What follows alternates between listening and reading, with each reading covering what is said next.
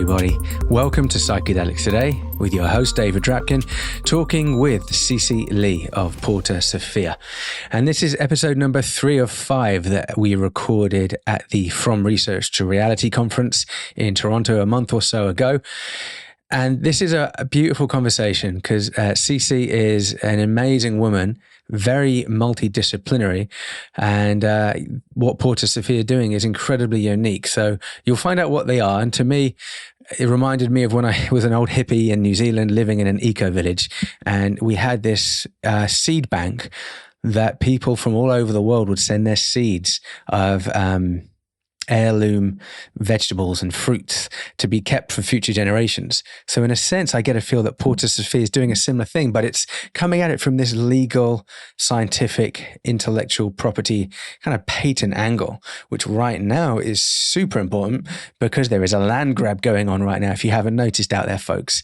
So I'll let you listen to that piece. Another piece that Sisi mentioned that really stood out was the role of her mother. She didn't actually talk too much about it during the podcast, but after she said her mum was a real inspiration when they left China, came to America for a better life, and how that's really inspired Sisi to become who she is.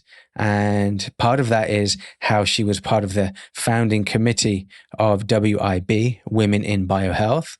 And it also speaks to Sisi's experience of COVID and going into a really deep part of herself that led to this pivot into the psychedelics world. And amazing that she's part of this community of people in Madison, Wisconsin, at the university there, that are doing incredible things around psychedelics, the intersection with health, wellness, academia, research.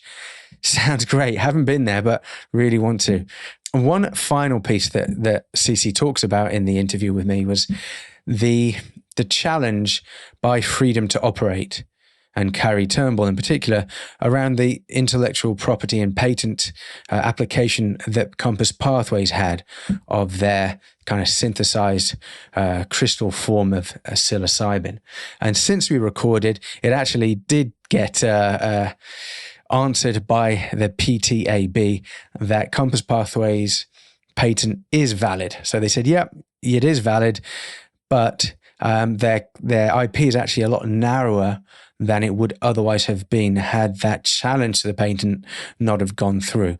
So if you want to look that up, the Polymorph A patent for Compass Pathways is more narrow now because it's only covering that exact kind of X-ray powder diffraction, the XRPD of that crystallized psilocybin. So if you want to go check that out. Okay, so here is Sisi Li. She's a Ph.D. and the data architect and the lead of the data archival team at Porta Sophia, which is a non-profit online library for innovators and patent reviewers to find relevant prior art in the field of psychedelics. Sisi immigrated to the United States from China when she was 10 years old.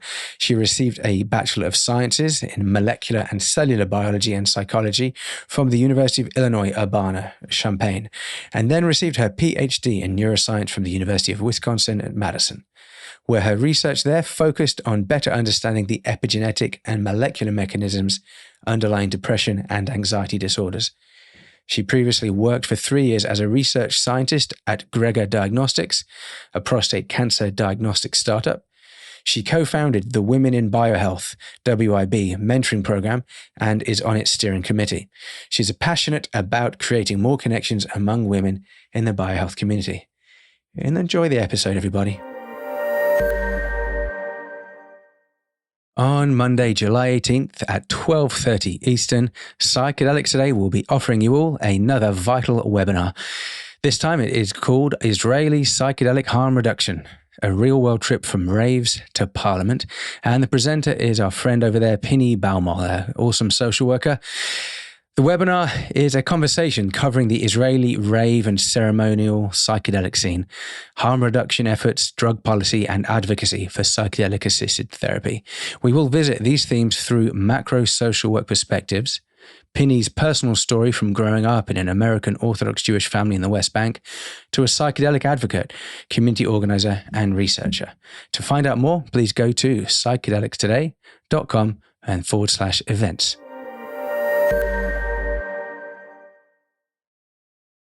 Welcome to the Psychedelics Today podcast with your host, David Drapkin. Today, talking to Sisi Li from Porta Sophia. Lovely to see you here in person, Sisi. How are you doing? I'm doing well. Thank you. Yeah, so we're in Toronto, everybody, for the From Research to Reality conference. As you may have heard, we've been talking about it a few months ago with Dominique Morisano, and we're sitting here next to the conference room, just had some lunch. And so hopefully we've got lots of energy to have a wonderful chat. You're from Wisconsin, yeah? I'm actually originally from China, but I currently live in Wisconsin, Madison. Yeah, yeah, awesome stuff happening there in the psychedelics world. Definitely. Yeah, and you're in Toronto on behalf of Porta Sophia. Yep, correct. How long have you been working with Porta Sophia? I started last year, I think around August. Yeah. So almost a year. Awesome. And before we talk about what they do and the mission, I'd love to hear more about you, like your calling and the pathway that you've taken to get there, because I did a bit of research. You can see you've really evolved. So could you tell our audience a little bit about what led you through life and before you got to this stage? Sure. Well, mental health has always been an important subject for me. And I've always been interested in psychology as well as sort of molecular biology. And neuroscience was more of just the perfect synergy of the both. So in undergrad, I studied molecular biology and psychology and then went straight to graduate school at UW-Madison. So I joined a neuroscience PhD program where my dissertation was focused on looking at how stress causes psychiatric disorders and sort of what are the molecular and actually particularly epigenetic underlying these changes and protein pathways that are affected. And so I guess I've just always been interested in mental well-being and the downside of that, which is mental illness. And so I have like friends and family that have been impacted, as I'm sure a lot of people have, impacted by mental illness. And so it's always been something near and dear to my heart. So after graduate school, I wasn't sure if I wanted to stay in academia, but I still wanted to make an impact in this field. But I also just needed to find a job anywhere to pay the bills. So I joined a startup, a prostate cancer diagnostic startup right after, just as a first job out of grad school, and then worked there, kind of learned about the industry and what it's like to work outside of academia. But then the pandemic hit and really just had tremendous impact in terms of mental health. Everyone around me, myself included. And so from that, I think I just kept on coming back to this calling of like, that's where I care so much about this. I learned about, the new psychedelic therapies that were happening and just the potential in that. And I was really interested. I was spending most of my time after work reading about this or learning about it. And then just that, like, this is where I want to make an impact with, my work and my life. And so started reaching out to people and then eventually landed at Porta Sophia. Mm-hmm. Awesome. And it's really interesting how COVID affected you, or kind of the opportunity that it gave you to look at where you wanted to go from a really deep place. And originally, when you were talking about neuroscience, I guess that was doing quite a bit of neuroimaging, was it? It was actually molecular neuroscience. So your neuroimaging, what you're talking about is more like systems. And so what I focused on was using animal models and then looking at stress paradigms and how that changes epigenetically. Okay, you definitely have to tell me more about that, please. Keep going. Yeah, sure. That sounds great. So the particular marker that I looked at is called 5-hydroxymethylcytosine.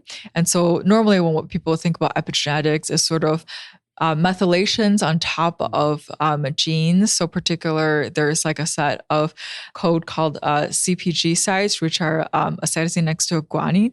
And so there's a methyl mark that could be on the cytosine that could be modified and added to that could change the expression levels of a gene. And so I was looking at this newer mark, 5-methyl-hydroxymethylcytosine, and then that is more prone to be changed by the environment. And so that was something I was interested in the intersection of genetics and environment and how that could influence sort of in a cyclical sense. Wow, that's really interesting and complicated, but let's keep going because I've had a few conversations with people in neuroscience around methylation. And on one occasion, it kind of brought me to tears because it was making me think about intergenerational trauma that I've experienced, and just working with other people as a therapist, understanding how trauma gets passed on through our DNA, not just kind of nature, nurture, and kind of habits and behaviors and kind of rituals and routines, but it's literally DNA that gets activated or kind of expressed, but also transformed there. So we do have control to transform the expression of it. Can you tell us more about, like, particularly the work you're doing around the ability to transform with that process of methylation, how trauma impacts us, and, you know, how does the process that you're looking at actually manifest in a kind of human being, like particularly through mental health? Absolutely.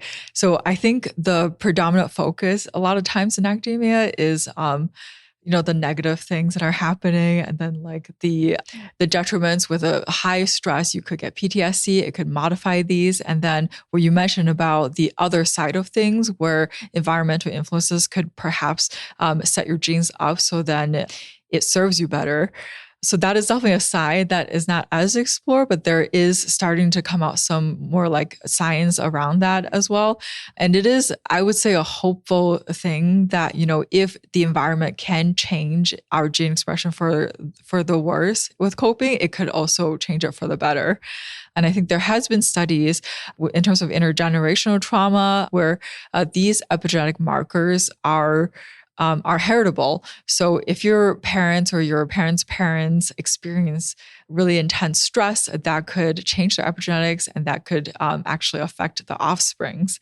And that's kind of a wild thing to think about. And in our research, we actually know that if a person is predisposed genetically to stress, and then they encounter stress perhaps at a critical periods, such as even like when they're prenatal, so when they're in their mom's bellies, then that could actually affect them later on in life, as well as we've seen in animal studies. And that is just really important to know. And I think it puts a good context into the things that we're experiencing. And then like sort of the data supports the things that people have been experiencing for a long time. Wow. Okay, this is great. I'm interested about maybe on that molecular level in the brain. And we're talking about methylation. And could you talk about the structure of, say, a neuron and a dendrite, and how the markers that you're looking at, where do they live, or how do they express themselves? And then if there's potentially a way to weave in psychedelics, particularly psilocybin maybe, or even just functional mushrooms like, reishi and quadriceps and lion's mane, do they have a protective factor, or do they have any kind of flushing out on those kind of neurons at all? All right, let's start with just these genes are just on all different regions of the brain, right? So, and they're, in terms of at least the marker that I was studying, the hydroxymethylcytosine, it's actually, the levels differ in different regions of the brain. So we know there's like the amygdala or the hippocampus, for more processing these like environmental cues. And these different levels actually, it's just a little hard to study in the human brain because of the different levels. So the genes are everywhere in our body. The levels are different in different regions. And then in terms of how that affects the neurons when they communicate to each other, it could increase or decrease the signals.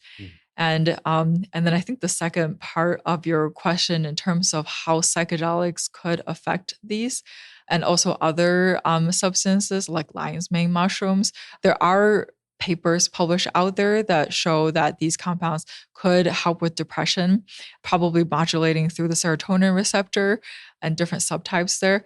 And so with depression, and we don't, there's a lot still out there that we don't know for sure in terms of the brain. It's more like, it's kind of like the more that you know, the more that you realize there are exceptions and things that you still don't know. But in terms of just like a basic summary, like we know that these compounds are affecting the receptors, and they could have lasting effects, even with a 1, 2, or 3 dose. And then, but in terms of how long these last, like it is having an impact for an extended period of time. But I think you have to go back to, again, the environment, where if the environment is consistent and you just have this one substance that has a period of time of impact, it's not like a silver bullet where you take it once, you cure it, you don't have to change anything. Mm. Yeah, because I've wondered with the MDMA research for PTSD, it does seem to be that 2-3 treatments is sufficient to have kind of lifelong remission for, around 60-something, 70-something%. Whereas the depression trials, it seems to be that actually they're not such long-term remission. It does need kind of repeat dosages after, X number of weeks or months. Do you have any sense why that is? Either is that because of different parts of the brain that is affected by depression and PTSD? Or is it to do with difference between MDMA and psilocybin? Or let's hypothesize if you don't mind. In terms of that difference, I don't know if I can say there's definitive reasons why that is the case. I think there just needs to be more research on that. And also a lot of other factors are probably also contributing to the effectiveness. People are experiencing like other lifestyle changes that could support that. All of those things could be taken into consideration as well. But in terms of the neuromechanism, honestly, I'm not really sure if I could give an answer to that. Yeah, 'cause it's something I've wondered, and we don't know much about the brain. No offense, because you're an expert in it, but yeah, the brain is this amazing thing, and it's different to the mind, which is also different to consciousness as well. Those are 3 totally different things. Very complex. Yeah. Do you have there's no grand theory to unify them, as far as I know. But do you have a sense of like how do you relate to them differently, like consciousness, mind, brain, and other things that that you weave into that kind of understanding? Let's see. For me, I would say brain is the most clear. It's sort of the biological mechanisms that are physically happening, and I think that's perhaps easier to study just because it's material. And then in terms of neuroscience, we have a lot of very, very powerful tools and techniques to study those. At the molecular level, at the systems level, neuroimaging. In terms of the mind and consciousness, I am not I just don't know. I can't say definitively as much on those. For me personally, I think consciousness is just part of what makes us, like living beings. And yeah. Yeah, so thank you for trying to speak to that. It's really hard to put to words, and I It think is. it's important to know those things that are not limited by just a bit of flesh and Yep. bone, and the brain is an amazing thing, but there's so much beyond that Yeah. like in the universe, philosophy. Yeah. Great. Well, I think it's time to talk about Porta Sophia. So, All right. what does Porta Sophia mean? Literally the words. Porta Sophia means a doorway to wisdom. So we are a psychedelic prior art library. We're sort of a repository of curated and very just relevant information for examiners and innovators. So we are a tool that brings this public knowledge and makes it easily accessible to examiners and innovators. So you're an open door Mhm. where people can bring patents and what currently has been patented, so other people can come and see what has or hasn't been painted. Who would do that? Like literally, who would come in through that door on Porta Sophia's website and make a submission? Then who would then come to look at what those submissions actually are? What kind of folks are we talking about? So we are a free library, and we welcome anyone to visit our library and look at our sources and our prior art, our references and curations. And in terms of people who would come and use our library, I would say we definitely want patent examiners. So these are the litigators who are determining if a patent application is granted or not. We definitely want them to visit our library and use this as a tool in their prior art search. We also want inventors, innovators, applicants to come use our library as a tool as well to do a patentability search to kind of see what is out there and what is already known. Yeah. And maybe a good place to go next is around patents. Like, what is a patent? Like, how does a patent get granted? What's the kind of process to walk us through? Sure. A patent is a government-granted monopoly to exclude others from using, selling, and making a technology in exchange to disclosing their invention for a limited period of time. And the patent system actually dates back all the way to the 1400s in Europe, and its intentions are good. It was meant to allow the disclosure of these inventions and to promote and stimulate innovation. Mm. And I say patent, sorry, not patents. It's just because I'm Sorry. English. But yeah, just wanted to apologize there. Patents, they're legal concepts or legal creations in a sense, yeah? Mm-hmm. That a lot of the time are used by science and business. So it is a government issued right. Mm. And how do patents kind of relate to each other around the world? Like, for example, if someone in America has a patent over, particularly we could get specific around a psilocybin molecule. Mm-hmm. They're based in America. So how does that affect a researcher in England or Brazil or whatever, if they are also doing research? So patents, you can apply for patents in individual countries. So so most patents, if you want the right in that country, you would have to file a patent application in that particular country to their patent or trademark office.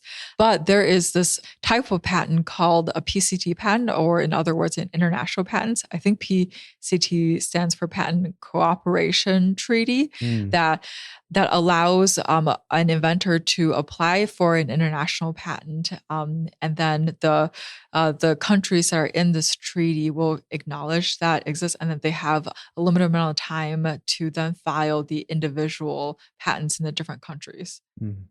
It's wonderful that you just mentioned that, because it reminds me of an announcement that came yesterday. I don't know if you saw it. So for everyone, it's the 27th of May, and yesterday, Awaken Life Sciences in England announced that they had a PCT actually for ketamine therapy for behavioral addictions.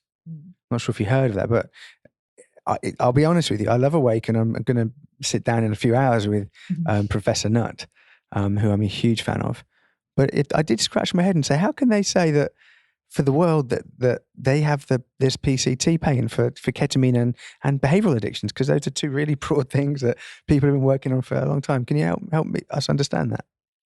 So in terms of when they say they have a patent, it's more like, did they file a patent application? Because you can actually just go to the WIPO website and then look for these PCT patents, and that's all public record.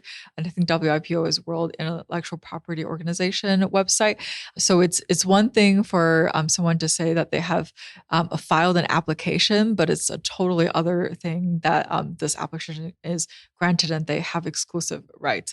And in terms of using ketamine to treat addiction, that has definitely been done before. I actually, in our presentation today at R2R, will actually show one of the patents that uses ketamine to treat alcohol and opioid use disorder. Oh, wow.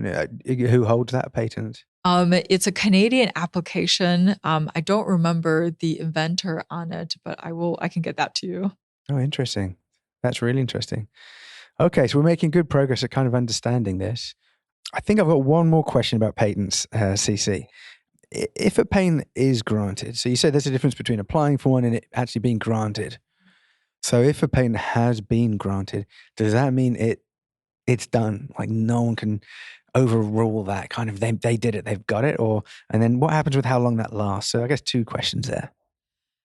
So I know other organizations have filed a post-grant review, a petition for post-grant review, where a patent has been issued, but they think that it shouldn't have been issued. But Porta Sophia's intervention strategy is more focused on the prior art stage, because the downstream could be very costly. And we want to just sort of give the inventors and examiners the tool to, from the beginning, to set them up for good patents. And so we really want to focus on just the front end, the prior art stage of this intervention. Yeah. Does Porta Sophia have a position on some of the patent kind of claims and some of the shenanigans by psychedelic companies and just individuals who make somewhat spurious or quite ambitious claims to patents? Is there like a mission statement around what is deemed good or helpful or unhelpful perhaps? So our mission statement really focuses on supporting good patents, stimulating innovation, and protecting the technologies that are already in the public domain. So we really just want to help get access and availability to the people who need these therapeutics the most. And then in terms of a stance, we have a pretty objective criteria when we're evaluating these patents. So it doesn't really matter to us what the intention of the applicants are. What we look at are the actual claims. So we have a criteria where we're evaluating. So Porta Sophia does a patent search on both in the US and globally. And then we look at 31 compounds on our short list of psychedelic, psychoactive compounds. And then in our evaluation process, we look at claims. So are the claims overly broad? Are they claiming a lot of medical indications and like a very long list of different compounds? And then we look at the applicant. Has this applicant filed multiple applications in this space with overly broad patents? And then we also look at data. So like, does the data in this application actually cover the scope of their claims? And then we also lastly look at impact. Just if these were granted, and some already have been granted, how would it affect the psychedelic field, and would it sequester treatments and technologies that are already out there? And in terms of our mission, we also, so one, we built a library, and second, we actually have a second prong to our strategy, which is our third-party pre-issuance submission efforts. And so what that is, it's a mechanism where the patent office allows a third party to submit prior art directly to the patent examiners in the patent prosecution process. And so what we do in that sense is we create a claims chart. So just taking the claims verbatim from the application, and then we have the claims on the left side, and then we have the evidence on the right side of its existence. And then we also take out the quotes and excerpts that are directly relevant to the claims, and we highlight those. So it makes it really easy for the examiners to know what exists and what doesn't. I just also want to mention that the examiners that are working on these patents are highly trained, but the unique, and in many other fields, they're very capable and very good at narrowing down and knowing what is prior art, what exists. But because of the unique history of psychedelics and the 1970s prohibition, there's decades of time where these knowledge are not published in the places that they normally look. So patent examiners will usually go to their own databases, so patent databases, to search there first. And then they'll also look at published like journal publications. But a lot of these prior are in just places that are inaccessible. They're like on blocks, they're underground, they're indigenous communities. So it's places that you wouldn't usually look. And they also have, on average, at least in the US, an examiner really only has like about 19 hours, or it takes about 19 hours to determine if an application is granted or not. And that's from like just first starting to read this application to the decision. And some are as short as 12 hours for senior examiners. So it's really not a lot of time for them. Yeah, it's the limited resources and the inaccessibility of often good intentioned patent examiners that's kind of led to the problems that we're seeing. Yeah, and I do know that the patent office is being overwhelmed perhaps with submissions. Yeah. Because if you have IP, and a lot of companies kind of devour IP and have portfolios that, to talk to shareholders around, does that mean that the patent office is going to employ an extra 100 people, because loads of companies are putting in extra patents? Probably not. And it's a big deal. Like, really, this is big stuff. Like, this is who owns psilocybin, who owns ketamine, what indications can it be used for? And so I hear what you're saying, Sisi, that these folks at the patent office don't have necessarily the time or the expertise, and there's not much available. So that's really the mission of what Porta Sophia is doing. Exactly. We want to make it really easy, and we really want to curate these prior art so the most relevant information is salient, so it doesn't take them a lot of time to look through these. And I do also want to say, in terms of the applicants, like we also want to be a resource for the applicants, just to know, because bad patents are bad for everyone. It's costly, and a lot of times I think inventors on the application might not be aware of how broad they are. And it's a pretty common strategy to try to be broad in terms of patent claims, but just because in other fields, examiners will be able to narrow that down. And I understand that companies, investors, they look for IP as a criteria. So, and clinical research is very expensive. Yeah. And do you know, numbers wise, the amount of psychedelic applications for patents, and perhaps on a graph, what does Yeah. it look like over the last, I don't know, 5, 10, 20 years? So from our search, and I want to say there are 31 compounds in our search, and you can actually find this along with our third-party information on our website. All of our claims charts that we've filed is available on the website. So in terms of the numbers, our current search as of last week or this week, we have about 500 US applications just in the US on psychedelic compounds on 11 of the compounds that we have finished searches. But a lot of these patents will cover the 11 compounds in our list, along with many other compounds.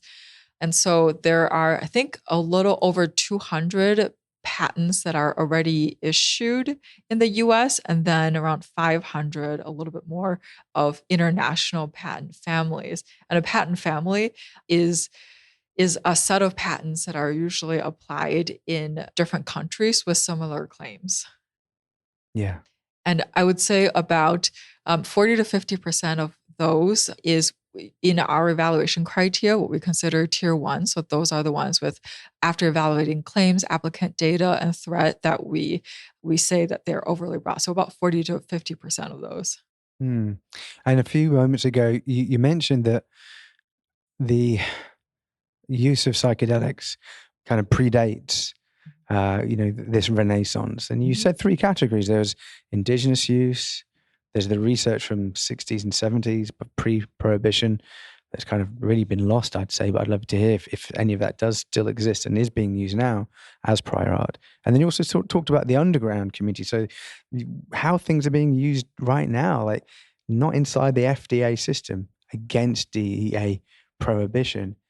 These compounds are being used in various ways, different settings for different mental health addiction needs and other physical, biological conditions as well. So can you talk through about those three areas, and yeah, the role of Porta Sophia, perhaps? Sure. Let me start with just the 50s, 60s research. So we actually do have prior art from the 50s and 60s in our prior art library. Those are a little bit harder to find, but they are available in different journals, and we are able to have access to a lot of those. A lot of research around LSD, MDMA, psilocybin, and then in terms of the indigenous knowledge. So, Kevin, I just back up a little bit. So we are. In our prior art search, we first look at the common places. So looking at old patents, journal articles, websites, blogs. And if we can't find prior art in those spaces, then we look at archival prior art sources. So we're currently establishing a archival researcher network, and you can find more information on our website as well. And this archival researcher network, we will send out a monthly target, so patent themes and targets that we derive from the patents from that month, to this archival after our initial search, to look for these archival sources. And there have been a few archival sources where it would have directly impacted or were relevant to a patent. So we're establishing this network to sort of leverage historical knowledge to shape the present and to make a difference, and to crowdsource and get archival prior art. And in this network, we're actually having a kickoff event that's next week. So June 1st and 3rd. I invite you to join us. It's a free virtual kickoff event. And we have archival research workshops, we have keynote speakers, and we actually have a roundtable on indigenous knowledge and lawmaking. So Wow. that relates to the first category. Yeah. And so we have a group of interdisciplinary group of law experts, like research experts, as well public policy, and then also Indigenous representatives. So a lot of this Indigenous knowledge is not really considered prior art in the current context and in the current law and patent system. But we want to start that discussion of could Indigenous knowledge be used to protect the public domain. But we also want to step back and really talk to the people to see if we even have permission, if they even want to be involved, and just to get that conversation going before we just even jump into making law around making these knowledge prior art. So it could be if these Indigenous groups that have a relationship with whatever compound, it could be, say, peyote or ayahuasca or mushroom, psilocybin containing mushrooms. So if they said, yeah, that's something that we've actually been using for generations, and here's proof, or here are the, ways of explaining that. Is there a way for that to be fed into the patent system? Is that way being kind of enshrined? So that is going to be kind of the topic of the discussion. So I won't speak too much on that, but I definitely invite listeners to join on and just to learn more about it. And I also just want to say that, we can't have just a few people representing a whole population, but it's good to just even start to get that conversation going. So yeah, people might have different opinions on if this should be part of the legal system or not. Yeah, we mentioned at the beginning, Sisi, that there's three kind of characteristics of a patent that at least more common ones I'm aware of, and that's that it's novel, non-obvious, and it serves a use. So I'm thinking about indigenous use of psychedelic plants, and looking at ayahuasca just as an example, like the combination of those two plants in a rainforest jungle that has thousands of plants, and many of them are poisonous. To be able to combine them and cook them, stew them, and care for them in a way that has that use of healing, of kind of purging, and of wellness. To me, that sounds like it meets those three criteria. It's novel. Like, I can't do that in New Jersey where I live. That doesn't grow there. It's non-obvious, like how they would know that. And that's why they speak of, the spirit of the medicine guiding traditional users of those medicines. And it serves an amazing use, not just mental health and wellness, but, on a cultural, spiritual, kind of belonging to humanity and earth and nature. So this is really resonating what you're saying here. I think this is important. Yeah, absolutely. And again, if these things have been around for thousands of years, they're definitely not novel, and then therefore they cannot be patented. And you also spoke about underground folks now doing work with compounds. Is there a way for that to feed into this system around patents? So we have not had any formal relationships with underground groups, so I can't really speak about that. But in terms of, I would say, unconventional sources of prior art, Arrowwood and Blue Light, so DMT Nexus, they are contributors to Porta Sophia as well in terms of prior art. And there's a lot of information on these forums and blogs that people have gathered throughout time and that are available. So they might not be just in the format that the people who participate, so examiners and inventors, are used to. But it is still valuable knowledge. And in our third-party submissions, we have used a post from Arrowwood as prior art, where it clearly says a claim, and then someone describes their use, and then the perhaps treatment that they're seeing, and then we just put those together, present those to the examiners. That's amazing. That is awesome. I would definitely encourage just people to visit our website, because that's where we have our third-party efforts. Like, you can actually look at a claims chart, and we also encourage anyone can file a third-party submission. And then along with those, we have our workflow. So all of the things that I was talking about, like the compounds, where the databases we use, our criteria, all of that is available on our website. And I also want to say that we do have a therapeutic treatment of addiction or psychedelic treatments of addiction timeline on our website as well. And we pulled this together from events and references of historical archival. We have legal events, documents, and we also have scientific ones. So it's a more comprehensive look throughout history. Fantastic. There's a lot there. What's your role in particular in all of this process? And there's many stages of what Porta Sophia is doing. Like what bit do you get most involved in? What's your favorite bit perhaps in all of these different kind of multi-stage processes? Mm-hmm. So I'm a data architect at Porta Sophia and also the data archival team lead. So it's really two parts. One is the data side where we do the patent search, we evaluate the patents, and then we find prior art and curate those. And then the archival side is what I was mentioning before about archival researcher network. So crowdsourcing, getting harder to find archival prior art. And I would say my role is really to facilitate the building of the library and then also help with the archival and the third-party submission. And then I would say my favorite part has probably been just learning about this. Like I think with the curation aspect, there are a lot of just very fascinating literature out there that I personally, coming from academia, just love the literature and data and learning about it, especially the older prior art from the 60s are kind of fascinating to read. What about Sasha and Anne Shulgin and the molecules that they invented and used and gave to their close friends and that are still being used now, at least some of them. Like, do you know if any of those molecules that they worked on in their lab included in your library?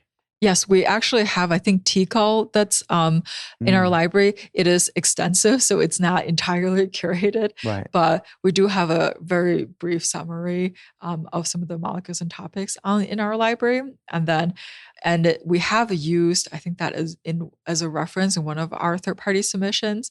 So definitely a wealth of knowledge from the research. And we really want to point what the most relevant information is and then curate as much as we can based off of the patents and the claims. But then these resources, people are definitely free to follow the links and explore further. We have links to all of our prior art that brings it back to original source. I am imagining loads of people listen to this and they are going to go on your website and go down so many wormholes and they're going to click on all these different areas and go, wow, like there's so much there. Yes, absolutely. And we are continuously evolving our website. I think we launched last year, April. So we're a very young organization and continuing to add prior art every week based off of patent-derived themes. So we definitely invite everyone to visit. We'll have more compound timelines coming out as we build it further. And we're also improving our search tool. And we definitely invite the community, anyone who's listening, if they see a patent and then they're like, oh, I know there's a prior art or there's a reference that mentions that, like definitely send it our way. We have a community submission page. Anyone could submit prior art to us and we'll evaluate it. And if it's relevant, we'll add it to the library. So we definitely encourage community support in that sense. Yeah. And what's the relationship like with the US Patent Office? So like, is there high level collaboration saying, hey, make sure that when you get an application for psychedelics, somebody comes into Porta Sophia and kind of clicks this button and here's, premium access to it. What's that relationship building like? So we are building a relationship. We have filed 5 third-party submissions so far, and we filed a 6th one, but it's finalizing on acceptance. And so we are building a relationship. There is some, clarifications and back and forth with the examiners. And so we don't want to bombard them. We're working within the system to just support what they already do well. And so we're building that relationship and we'll continue to build that relationship and just hopefully to be a good resource for them. And I saw on the website that you're covering a lot of IP and patents around molecules, but also combinations of compounds and delivery mechanisms as well. I think there were one or two others too that's kind of the type of patent that could be Yeah. listed. Definitely. So right now in our evaluation and sorting, we have 5 patent bins is what we call them, or categories. And there's the method of treatment, there's drug combinations, delivery/formulation, method of manufacturing, and lastly, derivatives. And so we are seeing quite a lot of patents that fall into one or multiple, and sometimes all of those categories. And in terms of a drug combination, you can claim novelty on a new combination that have not been used before, but I think you have to demonstrate that there is an enhanced synergistic effect. So it can't just be 2 molecules that are affected separately. Is cannabis mentioned in there? Because I'm It thinking of is. the entourage effect in particular, and different aspects of the plant itself. We definitely seen quite a bit of cannabis mentioning a lot of the times in drug combination type of claims. Cannabis is not on our short list for psychedelic compounds, but we have seen it over and over in many applications and patents. And how about clinical protocols? More like therapists' protocols, or kind of assessment and triage, and what kinds of modalities are being utilized kind of as that assisted piece of psychedelic-assisted therapy. Is there prior art and IP and patents around the clinical protocols as well? Yeah, we are seeing some of those, like what you're probably referring to as set and setting type claims. And some of those, I think you could fall into the category of delivery / formulation, the delivery part. But again, with everything, it has to be novel. So if it's already been done before and it's commonly known and it's obvious, then it can't be patented. Okay, so now we're going to open a doorway. Okay. Another porter. Sounds great. The compass pathways door. And particularly, there's patents that have been really, ridiculed around, hand-holding, soft furnishing, pastel colors and, gentle hippie music. Yeah, those aren't the right words, but, things like that probably won't get a patent approved. But there's also the patent that was lodged around the synthesized, I think, crystallized form of psilocybin. And that perhaps is the one that could be approved and has more long-lasting effects over potentially future research and access and use of psilocybin. So maybe just starting with those pieces, at the beginning, the easy stuff like hand-holding and soft furniture and certain colors or furniture. Could that really be a patent? I just want to say that with these patents, like any other patents, we run them through our criteria. So we look at the claims and we evaluate them based on that. And in terms of these patents that you're mentioning, so we actually have filed a third-party pre-issuance submission on one of their patent applications that is in the US. And that particular application was very broad in terms of its claims. It was not just covering depression treatment using psilocybin, it was covering a variety of different other medical indications. It was covering OCD, anxiety, psychiatric, neurological disorders, Alzheimer's, Parkinson's, and even cardiovascular disease. Wow. Yeah, so that's very broad. And we actually have that claims chart on our website, and people can look through it, the actual claims that they put, and our evidence of existing knowledge. And who was it that made that claim? Sorry. Is that... It was Compass. Oh, that was... So gosh, I didn't realize it was for all of those completely unrelated conditions. Just that particular application that we filed a third-party submission on. And it also covered drug combinations, dose, frequency, and as well as set and setting, like those hand-holding claims that you mentioned before. And so we filed this third-party submission on it with the evidence. So the examiner could really easily know that these things have already been done. What was the second part of the question? Yeah, particularly the piece that I am more familiar with around Carey Turnbull and freedom to operate, around the molecular structure of the crystallized version of synthetic psilocybin that Compass Pathways applied for the patent. Can we talk about that on a molecular level too, as well as the IP side of things? Sure. So you're probably referring to their formulation polymorph A, and Is that the one that's also called COMP360? Is that the same one? I think so, but I'm Right. not. But we'll call it polymorph A just in case it's not. Yeah, that's what's in the patent. Okay. Yeah. So they're claiming polymorph A is a new polymorph. And there was a paper that recently published that actually examined samples of psilocybin that have been synthesized long before this compass application, and then found that there was presence of polymorph A. So this is not a novel compound. So like kind of take a step back, what polymorph is like when you synthesize these in terms of psilocybin, there are crystals, and then depending on maybe temperature and other conditions, you could have the crystals be shaped a little bit differently, and they're all still psilocybin. And so this is a particular, a different shape of the crystal, and it probably has to do with their synthesis condition, and then what manufacturing different size of batches could result in potentially different ratios of the different polymorphs. But from the analysis of these already existing these like sort of historical samples that existed from a long time ago, the scientists in the paper showed that this is not a novel invention.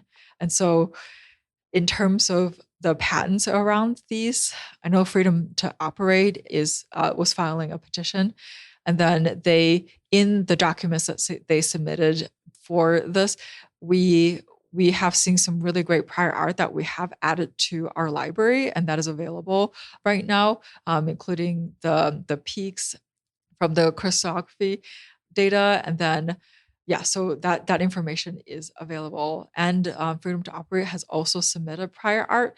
I know which is on LSD polymorph, and that is also already up in our library. Amazing. And are these literally versions of these LSD and psilocybin samples in vials or on papers that are from 50s, 60s, or 70s? Are they kind of that old? Are we talking about? I think so. Yeah, I think the Wow. earliest samples date back. So that that's kind of evidence sample A, that these really do exist previously. And I also want to ask you about: are you aware of what's happening in Oregon with the psilocybin service there, and kind of doing things outside of FDA, kind of federal institutional structures, and really doing something on a state level around accessibility to psilocybin? And just personally speaking, or even from Porta Sophia's perspective, how does that appear to you? So Porta Sophia is not directly involved in I think what you're referring to, the legalization, decriminalization efforts in Oregon. But I think we do share common interests in terms of our mission is to make these treatments and compounds accessible to people. And I think what Porta Sophia is doing by making, supporting good patents and making these compounds accessible, especially in terms of like the use aspect, could be beneficial to the Oregon efforts. Yeah, especially when with wondering how much might medications cost once they go through the FDA process, and how will they be accessed? Like particularly if it says 6 to 8 hour trip in a clinic with 2 doctors in it, or one doctor and one therapist. Who knows what's going to happen eventually with MAPS? But that's going to be expensive. It really is. Yeah, and that's one of the things in terms of accessibility as well. We know from I think 2017 IMAC report called Patented Overpriced, that on average, when a drug is patented, its price increased by 68%, and some as high as 160, around 160% in extreme cases. So when a drug is overpatented, it really could affect the price, and that could prevent accessibility at a larger scale. Yeah, and that's why if there is that prior art and it's not novel and it is being used or has been used for a long time, that it should continue to be so without having to pay double, to get it from the pharmacy. I've got one other question I really wanted to run by you, and that's about your WIB mentoring program. Sure. I'd love to know more about that, if you can tell our audience. Sure. So that's something that I'm personally involved in. So WIB stands for Women in Biohealth, and it's a mostly concentrated in Wisconsin network for women, mostly women in the biohealth industry. And I've been involved with WIB for, I think, over 5 years now. But it was in this last year that I, along with one of my colleagues, decided, not in Porta Sophia, just a friend from WIB, decided to start this Women in Biohealth mentoring program. I have personally benefited from just mentoring throughout my career in my life. And I sort of saw, with the pandemic and people feeling more isolated and networking being harder, that it really could be a good opportunity for more connection among the women in the community, especially in this space. And I had also previously participated in I think it was a first round mentoring program in the same format that we modeled the WIB mentor program off of. Yeah. And just loved it. I got along super well with my mentor. I still talk to her today, and she has been really helpful just in my personal career and journey. And so I wanted to bring this to my community. And then so last fall, we organized this mentorship program along with guidelines. So it's a defined 6 meetings. You have support for documents, you have a beginning meeting, introductory, and then a wrap-up celebration. And it really just is enough time for 2 people to build rapport and to maybe accomplish some short-term goals for the mentee, and to perhaps establish a longer relationship. Yeah. And so you're a mentor right now in this program in WIB? I am more of an organizer. I help set things up and then match the pairs and organize all of that, which is really fun. Yeah. But thinking about mentorship and leadership and making that happen, bringing people together, kind of doing this podcast, talking, in an hour, and as you all can do on stage, that's great mentorship, isn't it? Just seeing women in the psychedelic space in particular, because it is a lot of white men, to be honest. So it's wonderful that you're doing this work. And can you just talk a little bit about what it means to you that you're doing this today, and that you're kind of really passionate about spreading your message? Yeah, I definitely, as a woman, as a minority, and as an immigrant, I feel very fortunate to be able to, follow my dreams and to pursue what is important to me in this space, in mental health, in, serving the public good. And in terms of mentorship and connections as well, I think it just really means a lot to me to be given these opportunities to make a difference. I want to help create more connection, help, just make the world a better place. Yeah, no, it sounds like you are doing that. Amazing. Anything else before we wrap up that you want to mention? Let people know where to find Porta Sophia. Any other websites you'd like to link to people? I think just visit our website www.portasophia.org. You can learn more about everything I've talked about, everything I'll talk about during the talk later on. Yeah, just check us out. Use us as a tool. Yeah, and a warning for anyone going down kind of rabbit holes or wormholes. I'm not sure. It sounds amazing, so do come back afterwards. But I can't wait to jump into that. And I've had such a lovely chat. You're doing amazing work, and really looking forward to seeing what happens in this world just to protect access and to spur on innovation as well. Thank you so much, Sisi. Thank you. Okay, welcome back. I hope you enjoyed that conversation that I had with Sisi Li back in Toronto. And if you want to find out more about Porta Sophia, it's www.portasophia.org. And if you want to find out more about psychedelics today, then definitely like and subscribe to us on your podcast channels and on all of your social media, because we're definitely there. You can go to our website as well, psychedelicstoday.com. And if you want to check out our trainings, go to psychedelic-education-center.com. And if you are feeling particularly generous, I always say this, but we would love to get some love from you in the form of a monthly support. You can go to the website patreon.com/psychedelics today. All right, wherever you are in the world, be happy, be well. God bless everyone. Horizons Public Benefit Corporation, producer of the largest and longest running annual gathering of the psychedelic community in the world, is collaborating with the Sherry Eckert Foundation to host Horizons Northwest. This 5-day psychedelic learning event will take place at the Portland Art Museum in Portland, Oregon from September 13th through the 18th. For more information on the conference programs, speakers, and to register, please visit horizonspbc.com/Northwest and use this code Psychedelics Today PT336-NW-12 to get 12% off.